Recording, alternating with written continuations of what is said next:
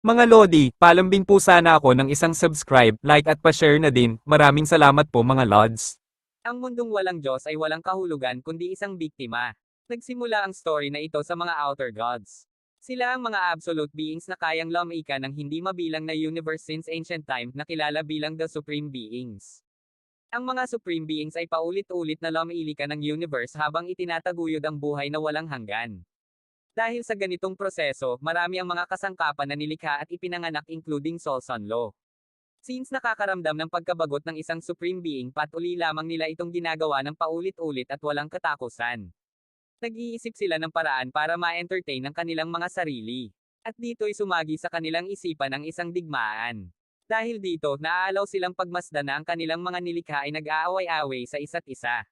Para sa isang supreme beings, ang disayunan na nagagawa ng isang digmaan sa bawat nilikha niya ay palaging nagbibigay sa kanya ng atensyon at aliw. Although ang bagay na ito ay haantong lamang sa walang hanggang digmaan at paulit-ulit na pagkamatay at pagkabuhay repeatedly, subalit ito ay kinakailangan upang magiging mapayapa ang kanilang pagkabagot bilang isang supreme beings. Habang nagaganap ang isang digmaan, may something wrong na nangyari. Isang supreme being ang nag-observe sa walang hanggang digmaan ay pinatay ng sarili niyang nilikha. Kaya nang nalaman ng ibang supreme being sa ibang dimensyon na namatay ang kauri nila, sila ay nagtipon-tipon sa iisang lugar. Pinagmamasdan ng isang mundo na walang master. Ang pagamitay ng kanilang fellow supreme being, ang patunay na pinatay ito ng sarili nitong creations, ang mga kauri niyang supreme beings ay walang pakialam. At iisa lamang ang nasa kanilang utak. Ang unang makakakuha ng isang honorless power ang siyang tatanghalin bilang panibagong master. Pagkatapos lumipat ang eksena sa isang paralan and I guess, ito pa rin yung paralan ni GNA na palaging ipinapakita sa solo leveling. Habang nakaupo sa loob ng classroom ay kanyang ikwinento sa malapit niyang kaklase na natanggap siya sa Korea University Arts. Bagay na hindi ka pani-paniwala para sa kanyang mga kaklase kung kaya't ang seryosong mode ay nag-turn into nakakatawang usapan. Dahil paano daw nangyari na ang katulad ni Soho na walang kaalam-alam sa mundo ay nakapasok sa isang arts university. Habang ang isa niyang kaibigan ay napaluha sa tawa dahil kailangan na naman daw niyang umulit sa susunod na taon. At si Soho naman napahalakhak na lamang dahil finally, pinalayan niya na ang kanyang sarili. May biglang dumating at nag-congrats kay Soho dahil nakapasok ito sa Arts University. Subalit parang kakaiba ang naging reaksyon ng kanyang mga kaklase sa estudyanteng ito. Dagdag pa ng maangas na estudyante na hindi niya akalaing mayroon palang tinatagong talento itong si Soho. At tinanong niya kung kailan pa ito nagiging talented sa pag-drawing. Tugo ni Soho, Songchul, ikaw na naman. Nainis ang estudyante at inilapit niya ang kanyang muka at napawikang, hindi ako si Songchul, ako si Lee Yunchul. Sagot naman ni Soho, ganun ba? Sinabi ni Yunchul na dahil kay Soho, ang plano niyang magkaroon ng digmaan sa buong high school ay nasira. Napisiimpi namang sagot ni Soho, tama ka. At dahil daw dito, dapat magpasalamat si Yunchul sa kanya dahil siya ang dahilan kung bakit ito makakagraduate ng high school. Samantalang, ang mga kaklase niyang babae pinag-uusapan si Yonchul dahil sa gumagawa na naman ito ng gulo. Malapit na daw silang makagraduate, bakit? Umaakto pa rin na parang bata itong si Yonchul na sinangayon na naman ang kanyang kausap at Mga Lodi, napawikang bakit kaya palambing po palagi niyang sana ako ng hinaharap si isang Soho na subscribe, gustong maging like at masaya at pa-share mamuhay na ng din. simple matapos Maraming mawala ang salamat mga po mga magulang nito. Lods.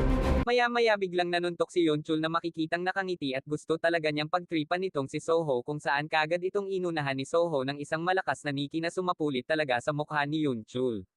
Sinabi ni Soho na mamuhay na lamang sila ng tahimik hanggang sa sila ay makagraduate. Subalit siya ay nagulat nang nakita si Yunchul. Dahil instead na magawa niya itong mapasuko, mumiti lamang ito na parang nasarapan pa sa atake ni Soho. At biglang nagkaroon ng kulay asol na aura ang kamao nito na parang binalutan ito ng mana at kagad itong nag-unleash ng napakatinding suntok patungo kay Soho at napawikang hindi siya nasaktan. Mabilis itong iniwasan ni Soho subalit siya ay nag-aalala sa ataking ito dahil alam niyang hindi niya kakayanin kapag matatamaan siya sa ataking ito. Nagulat ang mga kaklase nilang babae at kahit si Soho hindi makapaniwala dahil nagawang mabutasan ni Yunchul ang lakar sa lakas ng kamao nito at kahit siya mismo ay nanibago sa lakas na kanyang tinataglay habang si Soho ay napaupo na lamang at hindi na lumaban pa.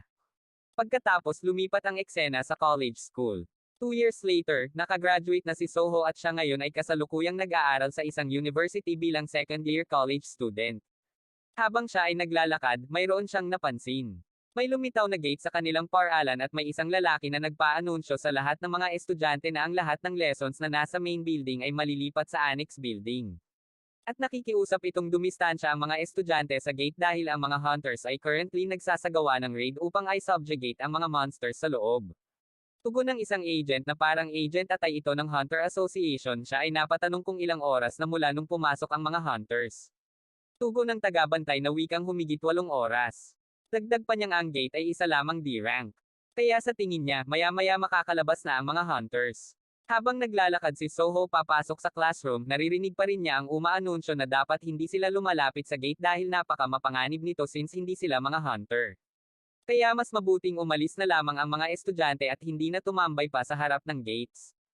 Iniisip ni Soho na mayroon na namang gate na nagpakita dahil 3 years ago, ang gates ay nagsimulang nagpakita sa mundo.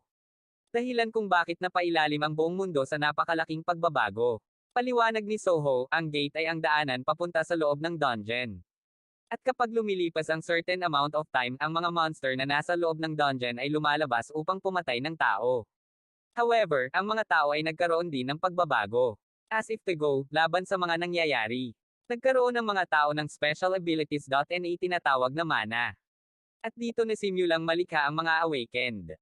Dahil sa mabilis ng pagbabago sa mundo, inisip ng mga tao na ang kaguluhan na ito ay magpapatuloy sa mahabang panahon. Isang awakened na kilala sa pangalang Wu Jinchul na kaagad nag-create ng Hunter Association upang i-gather ang lahat ng mga awakened at lumikha ng mga tarbaho bilang isang hunters upang mabilis matapos ang chaos faster than expected. At ngayon ang mga tao ay nahati sa development ang mga taong nun awakened. At awakened. Habang gumuguhit si Soho ng isang aunt sa loob ng art classroom, sinabi niya na mayroong tao sa mundo na nakakakuha ng kanilang rewards, subalit gumagapang ito na parang langgam. Ngunit mayroon ding mga tao na madali lang nila nakukuha ang kanilang rewards easily by just grabbing them. Sa ganoong sitwasyon, ang mga tao na parang langgam ay kagurang naparealize sa sarili nilang limitasyon. Paliwanag ni Soho na kahit gaano pa kailangan ang paghihirap ng isang nun-awakened na tao, hindi nila matutumbasan ang kaibahan ng mga awakened na tao kahit isa pang irang awakened. At dito ipinakita na binugbog pala siya ni Lee Yun-chul pagkatapos ng kanilang klase bago sila makagraduate sa high school. And I guess nalaman ni Yun-chul na nagkaroon siya ng awakened powers kaya tinuluyan niya na si Soho sa labas ng school. Dagdag pa ni Soho na kapag hindi nasasara ng mga hunters ang gate, ang mundo ay hindi makakasurvive.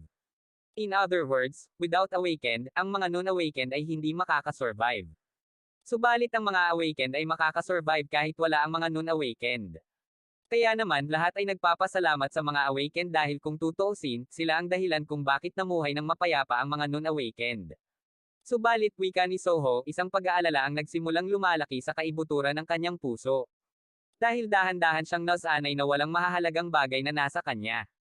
Ang kanyang mga magulang, ang kanyang survival ay inaasa na lamang sa iba. Kahit sa mga oras na nararamdaman niyang wala siyang kayang gawin, matapos kinuha ang lahat-lahat na nasa kanya. Nakakaramdam siya ng kawalan ng kakayahan na pumupuno sa butas ng kanyang puso. Mukhang mas malala pa ata yung life story ni Soho mga lods compare kay Jinbo dahil dalawa ang nawala sa kanya, ama at ina, at namuhay na lamang siya na mag-isa. Pero in terms of responsibility, mas mabigat pa rin ang kay Jinho dahil dalawa ang inaalagaan niya. Anyways, sinabi ni Soho na palaging sinasabi ng kanyang ina na magiging katulad siya ng kanyang ama. Kaya siya ay napatanong sa sarili kung paano niya tatakasan ang ganitong pakiramdam na parang nawalan siya ng kakayahan. May biglang bumanggit sa pangalan ni Soho. Bagay na ikinagulat niya kaya siya ay pinagpapawisan. Tugon ng tumawag sa kanya na sobra ata ang konsentrasyon ni Soho sa araw na ito. At na-curious ito na parang masaya ata si Soho sa kanyang naayon pa ni Soho, ginuguhit lang niya kung ano ang pumapasok sa utak niya. Habang tinitingnan niya ang drawing ni Soho, napatanong siya kung isa ba itong langgam. At napakomento na napaka-creative naman ang drawing ni Soho para sa isang langgam. At napaisip na mas magandang tawagan nito na isang ant-human. Bagay na pinagtataka naman ni Soho sa kanyang sarili dahil bakit naman siya biglang napag-uwit ng ganitong klaseng larawan. Pagkatapos lumipat na ang Kenneth sa lumitaw na gate sa loob ng school at kasalukuyan ng lumalabas sa mga hunters. Nakita ng mga tao na mukhang relaxed naman na nakalabas sa mga hunters sa gate at mukhang nagtagumpay ito sa kanilang nagiging raid. Binati ng isang empleyado si Hunter Kim dahil sa magandang trabaho. Tugon ni Mr. Kim na tagumpay nilang natapos ang dungeon raid at mayroon siyang dalang information na dapat malaman kaagad ng Hunter Association. Naayon pa niyang tinakbuhan nila ang new type of monster. Isang humanoid monster na kayang magpalabas ng kulay asul na apoy sa kanilang mga mata at bibig. Gumagamit ito ng pag-atake gamit ang Pangay at mahabang koko. Subalit hindi ito gaanong nakakapagbigay ng damage. Nakakuha siya ng kaunting scratch, subalit wala namang kakaibang nangyayari sa kanya. Kaya ang monster na yun ay parang wala lang. Subalit isa pa rin yung panibagong monster na hindi nila na-encounter kaya kailangan nila itong i-report kaagad sa Hunter Association. Kaya tugon ng staff na kailangang mag-submit ni Mr. Kim ng simple report o sa nangyaring raid. Biglang umapoy ang sugat ni Mr. Kim, bagay na biglang nagpaiba sa kanya kung saan nabitawan ito ang kanyang weapon, kaya napansin ng staff na parang may kakaibang nangyayari kay Mr. Kim at tinanong niya ito kung ayos lang ba itong si Mr. Kim, sabalit hindi pa siya tapos sa pagsasalita. Biglang hinakmal ang liig ng staff kung saan nagulat ang dalawang babae. Nagkagulo ang lahat dahil nakita nilang nagkaroon ng blue flame ang bibig at mata ni Mr. Kim, kaya naaalala ng babaeng Hunter.na base sa kanyang nakikita kay Mr. Kim. Ang blue flame na ito ay katulad sa monster na na-encounter nila sa loob ng dungeon, subalit bigla din siya nitong hinakmal. Nagsisitakbuhan ng lahat ng mga tao sa gate area at unti-unting ang dama-dami ang blue flame monster dahil mayahalin tulad ito sa isang virus na magiging zombie kung sino ang makakagat nito. Biglang napansin ni Soho na parang may kakaibang nangyari sa labas ng building, kaya tumingin na rin sa bintana ang kanyang mga kaklasa para makita kung ano ang nangyari sa labas. Sila ay nagulat nang nakita nila na ang mga tao ay inaatake ang isa't isa habang umaapoy ang kanilang mga mata at bibig. Tugon ng isa sa mga kaklase ni Soho na mukha daw itong monster base sa kanyang nakikita, kaya napakomento ang babae na huwag mong sabihin na garo ng dungeon break. Nag-aalala sila kung ano ang kanilang gagawin at mukhang dapat na silang umalis kaagad, subalit napatugon ng isa na dapat hintayin muna nila ang mga hunters. Sinabi ng isang lalaki na dapat may gawin ng kanilang instructor dahil isa itong awakened. Subalit napatugon nito na isa lamang siyang E-rank awakened. Samantalang napatulala si Soho dahil nakita niya ang isang taong umaapoy ang ulo na nasa itaas ng gusali at mukhang mayroon itong kakaibang ikilos. Bigla itong umupo na parang naghanda, pagkatapos nalaman niya na tatalon pala ito papunta sa kanila. Kaya kaagad niyang binalaan ng kanyang mga kaklase na tumakbo na kaagad. Lumusot sa bintana ang Blow Flame Monster na makikitang ang monster na ito ay si Mr. Kim. Subalit mabilis na kayoko si Soho kaya yung nasa tabi niya ang unang nakagat. Gulat na gulat ng lahat, subalit si Soho ay hindi nagdadarawang isip na tumakbo upang iligtas ang sarili at sumigaw sa kanyang mga kaklase na tumakbo na rin sila. Subalit nakita ni Soho ang kaklase niyang babae na hindi na makagalaw dahil nagkaroon ito ng injury sa legs at humihingi ito ng tulong sa kanya. Napatitig si Soho, subalit ipinikit na lamang niya ang kanyang mga mata at mabilis itong tumakbo palabas ng classroom upang magtawag ng hunters. Habang tumatakbo, inisip ni Soho na bakit niya sinabi na magtawag siya ng hunters, na basically parang ipinamukha niya sa babae na ito ay mamamatay na, subalit wala naman talagang magagawa ang kagaya niyang isang nun-awakened. Napapikit si Soho at napamura at sinabihan niya ang kanyang sarili na kahit isa siyang powerlessness na tao, wala pa rin namang magbabago kung tutulong siya o hindi. Kaya kailangan niyang humanap ng paraan na something kaya niyang gawin at napatanong sa sarili kung nandito ang kanyang ama sa sitwasyon niya ngayon, ano kaya ang gagawin nito. At dito ipinakita si Jinwoo sa paningin ni Soho na unti-unti itong humaharap sa kanya at tumitig. Nagliliyab ang apoy sa mga mata at bibig ni Mr. Kim at mukhang ang babaeng na klase ni Soho ang naiwan na lamang since nahihirapan itong makatakbo. Kaya ito ay napaluha sa harap ng Blue Flame Monster. Kaagad itong sumugod sa babae upang biktimahin. Subalit sa hindi inaasahan, bumalik si Song Soho at hinampas ang ulo ni Mr. Kim gamit ang fire extinguisher.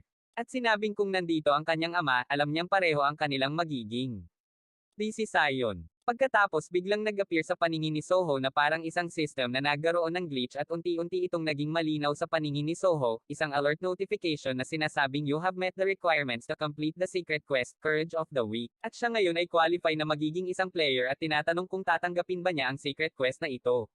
Nagulat si Soho kung ano ang mga ito na parang wala siyang naiintindihan patungkol dito. Ngunit bigla niyang naalala ang level up game na parehong-pareho sa napapanaginipan niya. Kaya napagtanto niyang bakit naman hindi niya ito tatanggapin kung ang kanyang fighting skills ay magiging kagaya ng nasa panaginip niya dahil ngayon siya ay nasa kawalang pag-asang sitwasyon. Pamatak ang pawis ni Soho sa mukha at binanggit ang salitang accept. Kaya biglang nagkaroon ng malakas na ilaw sa loob ng classroom at nagbigay ng notification ng system to congratulate kay Soho dahil isa na itong player at binigyan siya kaagad ng Courage of the Weak quest reward.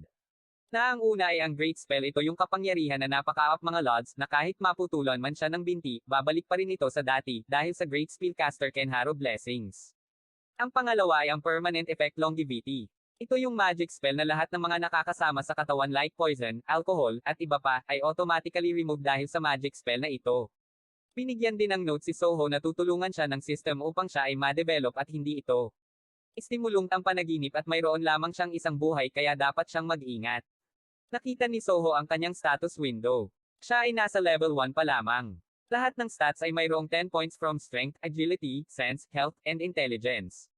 Mayroong 100 points ang health ni Soho and 10 points of mana.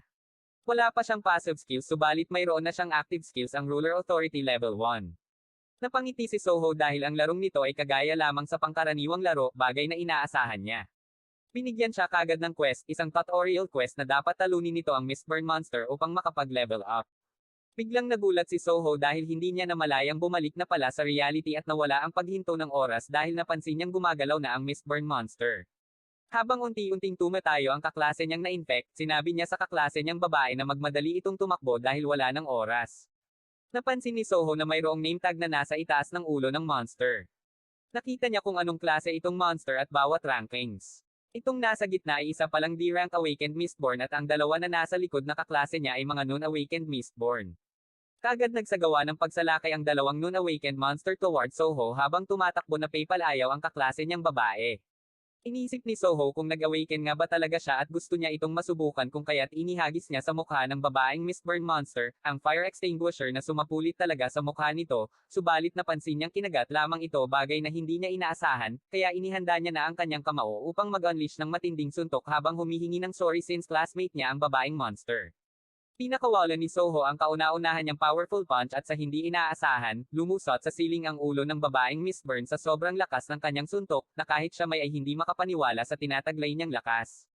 Nagbigay ng notice ang system na natalo niya ang non-awakened Mistburn habang hindi pa rin siya nakamove on dahil nagawa niyang matalo ang isang monster in just one shot. Subalit ang isang niyang kaklase na monster ay pa-attack na sa kanya. Ngunit kusang umikot ang kanyang bint na bigla itong nag-unleash ng matinding sipa na parang nagkaroon ng Spider-Man sense ang kanyang katawan. Huli na namang nagbigay ng notice ang system na nagawa niyang mata at siya ay nakapag-level up kung kaya't nakumplito niya na ang kanyang tutorial quest. Napangiti si Soho dahil sa tinataglay niyang kapangyarihan at ipinalam sa kanya ng system na nakatanggap siya ng reward. Subalit gusto pa rin niyang masubukan kung nagkaroon nga ba siya ng awakening. Kung kaya't mabilis niyang sinalakay ang D-rank Awakened Mistburn at nag-unleash ng suntok na direktang tumama sa mukha ng monster, subalit siya ay nagulat dahil hindi man lang niya nagawang mapaatang atres ang kalaban at mabilis pa itong nagsagawa ng atake gamit ang mahaba nitong koko na tumamit talaga sa dibdib ni Soho kung kaya't kaagad niya itong sinipa upang lumayo at mag-aron ng distansya. Napamura si Soho sa sobrang pag-alala dahil magiging magic beast siya sa sugat na ito. Na-realize niya na kung kailan siya nagkaroon ng awakening magiging magic beast naman siya pagkatapos. Nagbigay ng notice ang system na nagkaroon ng harmful status ang player at matek na ang effect ng longevity kung saan siya ay nagulat dahil unti-unting naghilom ang kanyang sugat at bumalik lamang sa normal ang kanyang tatawan. Bagay na di ka pani-paniwala para sa kanya. Muling sumalakay ang Mistburn Monster at nagawa siya nitong mataka-down kung kaya't pilit niya itong pinipigilan upang hindi siya makagat. Na-realize ni Soho na kaka-awakened lang niya kaya understandable na siya ay isang E-ranked awakened at mahina kaysa sa isang D-ranked awakened monster, Magic Beast. Habang tinititigan ang mukha ng monster, nag-iisip siya ng paraan kung ano ang dapat niyang gawin. At dito'y naalala niya na mayroon palang reward na ibinigay sa kanya ang system. Kaagad niya itong binuksan at nabigyan siya ng dalawang rewards. Na ang una ay ang stats plus 5 points at ang pangalawa ay ang strength stats plus 3 points. Naging 14 points ang kanyang strength dahil sa reward number 2. Kung kaya't nagawa niyang masipa ang monster at napatalsik. Nakaagad naman itong nakabali sa balance, subalit hindi pumayag ang ating bida at nagmadali itong sumalakay upang mag-unleash ng matinding suntok na sumapol sa panga ng monster, ngunit hindi pa rin kinaya kahit tumaas na ang kanyang strength status ng 3 points. Kaya naisip ni Soho na ilalagay niya ang reward number 1 na plus 5 points doon sa kanyang strength. At dito inihanda ni Soho ang kanyang kamao na umaapaw sa napakatinding mana na direct at sinundan pa ito ng matinding suntok sa sigmura at hindi pa dyan nagtatapos si Soho mga lods dahil sinundan pa niya ito ng matinding power punch kaya bumaon ang monster sa pader. Naisip ni Soho na ngayon lang siya nakarinig na mayroong ganitong game system since ang rankang ay napagpasyahan upon awakening walang ibang awakeners na kayang lumagpas sa sarili nilang ranks. Though hindi matukoy kung ano ang kanyang rank summit mayroon siyang kapangyarihan para matakas ang ganitong itong structure of ranking sa pamamagitan ng pag-level up. Nagkaroon ng crack ang kabilang classroom at unti-unting gumuho ang pader dahil hindi pa pala tapos si Soho. Sinundan pa niya ito ng malakas na straight jab at tinapos sa isang matinding right cross at makikitang wasak ang pader sa lakas ng kamao ni Soho. Nakahinga ng malalim si Soho habang umuusok ang nag-iinit niyang kamao at nabigyan siya ng 3 level up kaya napatunayan niya talaga na siya ay nagkaroon na ng awakening at nanalo against awakened Mistburned monster. Napatitig si Soho sa kanyang kamao at na-realize niya na kaya niya nang lumaban. Sa nakikita niya ngayon na siya ay currently awakened kaya niya nang iligtas sa mga tao at resolbahin ang mga nangyayaring crisis sa mundong ito. Pagkatapos lumipat ang eksena sa isang taong naglalakad at bigla itong tumakbo dala-dala ang malaking espada na ikinagulat naman ang mga kasamahan nitong Mistburned monster dahil bigla itong tumalo ng napakalakas to the point na tumalsik ang dalawang monster sa lakas ng impact. Tumingiti si Soho sa saya dahil nagkaroon nito ng awakening. Ngunit siya ay napatingin sa bintana dahil mayroon siyang narinig na kakaibang tunog kanina. Subalit siya ay nagulat sa kanyang nakita dahil nasa harap niya na ang isang sirang awakened Mistborn monster at makikitang nakahanda na ang malaking espada nito upang umatake towards Soho. At maya-maya nagkaroon ng napakalakas na pagsabog.